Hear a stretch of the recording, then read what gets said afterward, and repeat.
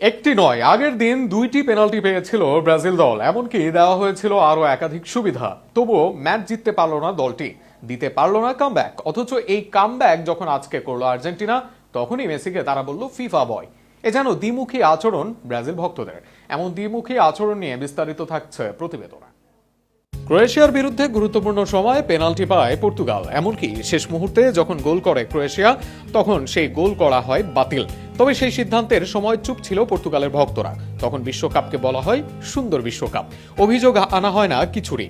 নরওয়ের বিপক্ষে শুরুতেই পেনাল্টি পায় ব্রাজিল, এমনকি ম্যাচের শেষেও তাদেরকে দেওয়া হয় একটি পেনাল্টি। অতিরিক্ত সময়ে শেষ মিনিটে কেন পেনাল্টি ডাকলেন রেফারি, সেটার ব্যাখ্যা নেই কারো কাছে। যে পেনাল্টি ডাকলেন কোনো এর আঘাতের, সেই পেনাল্টির যৌক্তিকতা থাকবে বড় আকারে। তবে শেষ মিনিটে সেখানে সুযোগ দেওয়া হয় ব্রাজিল দলকে। নেইমারকে নিতে দেওয়া হয় পেনাল্টি। শুধু পেনাল্টি নিয়েছে এমনটি নয়, দেওয়া হয়েছে অতিরিক্ত সময়ও। অথচ পেনাল্টির পরে অনেকটা শেষ হয়ে যাওয়ার কথা খেলা, কিন্তু এরপরেও ম্যাচ চলে কিছুক্ষণ। সুযোগ দেওয়া হয় ব্রাজিল দলকে।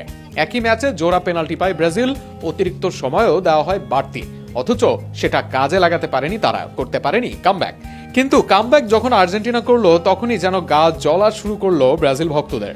শেষ 10 মিনিটের আগে আর্জেন্টিনা দলও ছিল পিছিয়ে, সেটাও 2 গোলে। উল্টো 2 গোলে পিছিয়ে থাকা দলকে কামব্যাকের জন্য পেনাল্টি দেওয়া হয়নি, সব গোলই এসেছে খেলোয়াড়দের দক্ষতায়। 12 মিনিটে আর্জেন্টিনাও 3 গোল করে যোগ্যতায় জাদু দেখান রোমেরো মেসিরা। কিন্তু এটাই যেন মানতে পারছেন না ব্রাজিলের ভক্তরা। সেখানে মেসিকে নিয়ে করতে থাকেন একের পর এক মন্তব্য। কেউ ফিফাকে গালমন্দ করেন, আবার কেউ আর্জেন্টিনাকে বলেন কমিটির টিম।